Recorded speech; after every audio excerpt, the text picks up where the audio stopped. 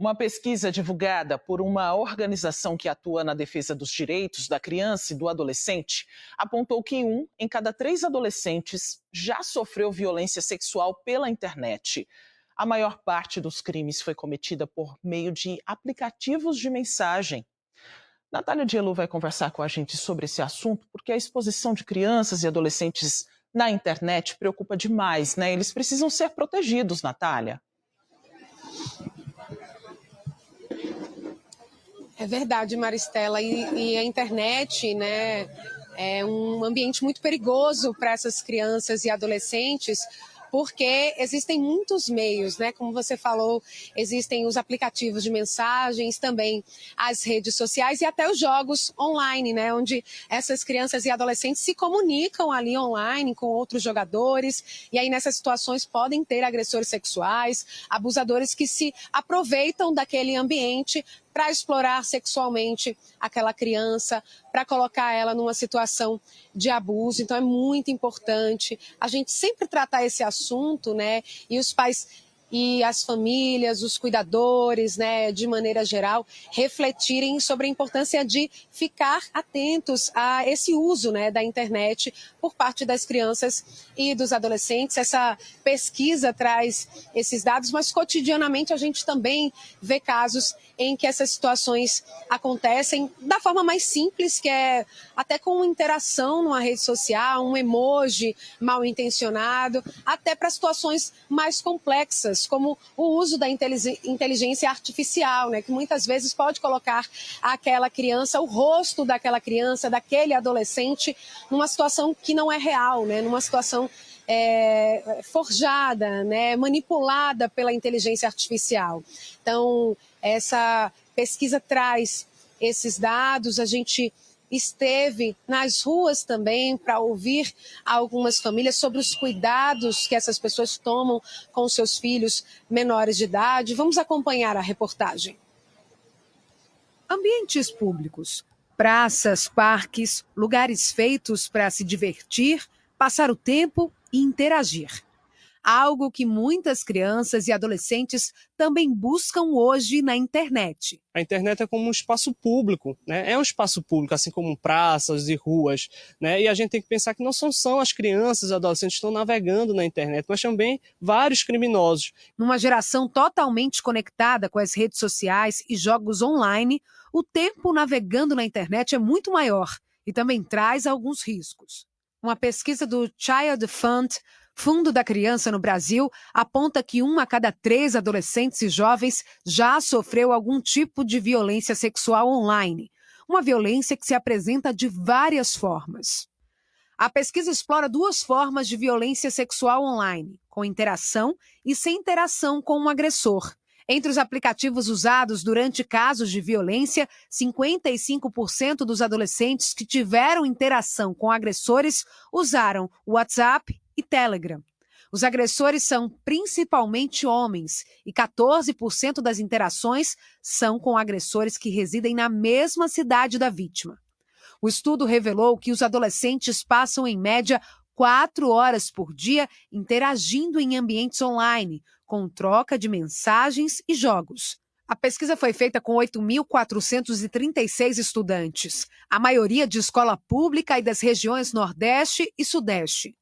Gustavo é assistente de projetos da SaferNet Brasil, uma associação sem fins lucrativos com foco na promoção dos direitos humanos na internet. A gente tem 2 contextos principais que envolvem esse aumento nos dados, que é a introdução de inteligência artificial para gerar essas imagens de abuso e exploração sexual. Então, a partir da imagem de uma criança ou adolescente, pode ser desenvolvida essa imagem de nudez, essa imagem de exploração sexual, ou colocar o rosto da criança ou do adolescente num vídeo. Porque quando a gente fala de violências sexuais na internet, a gente pode pensar em várias questões, em vários tipos de crimes, né, que envolve desde o assédio, que pode ocorrer através de uma reação, uma simples reação no history, certo? Com um emoji que tende a ter referências no teor sexual naquela mensagem, é uma carinha babando, é um foguinho. Ana Paula é mãe de um menino de 12 anos. Ele usa aplicativos de mensagens e redes sociais. E a mãe se preocupa, está sempre monitorando os passos do filho na internet. Fico olhando, perguntando o que é que eles estão fazendo na internet e eles estão jogando. Eu fico olhando qual é o jogo. Estou conversando com um amigo, eu vou olhar quem é o amigo. Converso com um amigo dele também. Robson tem 2 filhas, de 11 e 15 anos. Tudo que elas fazem e usa precisa pedir autorização à mãe, que a mãe tem um controle, tem um aplicativo, vai baixar um jogo, vai utilizar, fazer alguma pesquisa no YouTube. Se tiver alguma coisa que seja proibida, sexo, drogas, precisa pedir autorização. O que precisa ser feito, mais do que bloquear o acesso dessa criança a essa conta, é explicar os riscos que podem ser oferecidos ali naquele espaço. Que ela está no espaço de vulnerabilidade, que ao invés de julgar, por exemplo, o jogo online, que todo dia o adolescente está jogando, a rede social que todo dia ele está frequentando, o pai ou a mãe, o responsável, pode chegar junto, perguntar com quem ele está conversando, o que é que ele está fazendo, como funciona aquela rede, como funciona esse jogo. As famílias também precisam ficar atentas ao tipo de conteúdo que é compartilhado pelo jovem na internet. Algumas informações fornecem dados sensíveis, que podem ajudar os agressores a encontrar a localização da criança ou adolescente. Então, por exemplo, vídeos que eu divulgo com a farda onde eu estudo e a pessoa consegue identificar onde é essa escola e pode chegar perto. É a coisa mais fácil saber o horário de uma escola, né? Chega ali cedo, sai no final da tarde. Então, quais informações eu estou passando? Meu nome, o bairro onde eu moro, os lugares que eu frequento, as imagens que eu estou vivenciando, os lugares onde eu estou vivenciando, até com a geolocalização. Então, eu não só mostro onde eu estou, como eu também digo o lugar onde eu estou. Aproveite taxa zero em até 30 vezes e descontos de até R$35 mil na troca do seu usado. É a Chevrolet trazendo todas as ofertas do ano de uma única vez com a promoção Todas em Uma. E mais, compre e participe dos sorteios da promoção Chevrolet 99 e contando. São 99 dias de prêmios. Vá até uma concessionária. Chevrolet. Às vezes, os melhores inícios começam com um clique.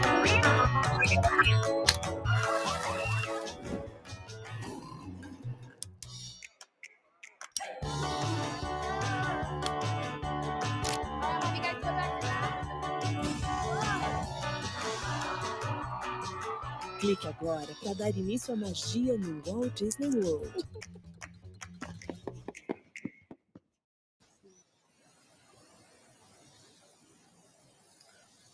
Como a gente viu aí na reportagem, né, a criança na internet, o adolescente, está numa situação de vulnerabilidade. Então é muito importante que as famílias, os cuidadores estejam perto, né, e construam também esse laço de confiança para que a criança ou o adolescente possa contar o que está acontecendo, né, numa situação ali cotidiana no uso da internet. A gente está aqui ao lado de Otovanilda Góes, que é psicóloga, e ela vai conversar com a gente sobre os sinais, né, que essa criança ou adolescente pode dar se ele estiver passando por uma situação de abuso ali no ambiente da internet. Boa tarde. Boa tarde. Veja bem, falando de sinais, né, é importante a gente ressaltar que o sinal por si só, ele não quer dizer um indício de uma violência sexual em si, né? Às vezes a criança está com sinal, ou o adolescente, mas muitas vezes é uma angústia pessoal, é uma mudança na dinâmica de vida, é alguma alteração, é um fator estressor, é um adoecimento, é um indício de uma depressão.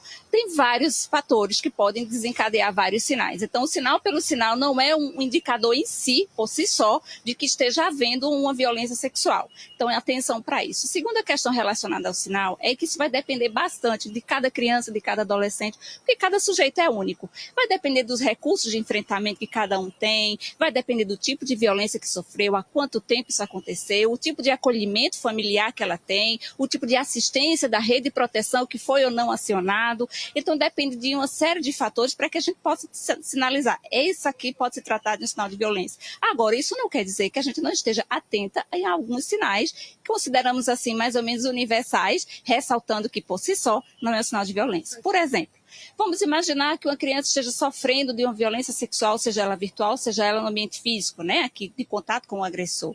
Então, geralmente, tem algumas alterações físicas. Pode haver hematomas, ronchas, Porque às vezes você esteja se perguntando em casa, mas o agressor virtual não está tendo contato físico com a criança ou com o adolescente, mas ele pode estar induzindo que essa criança ou que o adolescente possa estar fazendo toque em si mesmo, pode estar utilizando objetos, pode estar trazendo ranhuras no seu próprio corpo, pode estar induzindo a práticas de automutilação, pode estar fazendo algumas fissuras naquelas regiões íntimas, e talvez a criança esteja se perguntando o que são regiões íntimas. Aquela parte que fica coberta pela roupa que você não pode mostrar de público, isso é uma região íntima.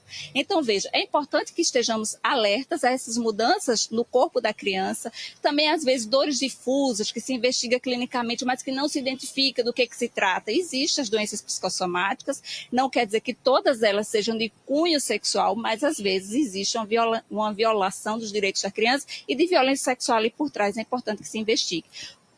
Outra questão são as questões comportamentais e emocionais também. Doutora, e se de fato aquela violência aconteceu, mesmo de forma online, de que forma ajudar essa criança, esse adolescente? Veja, o principal passo é o diálogo, é a abertura para o diálogo. Porque às vezes os pais não têm esse hábito de conversar com as crianças. Eu falo os pais, não, mas não somente os pais, porque o cuidado com a criança e adolescente é de toda a sociedade.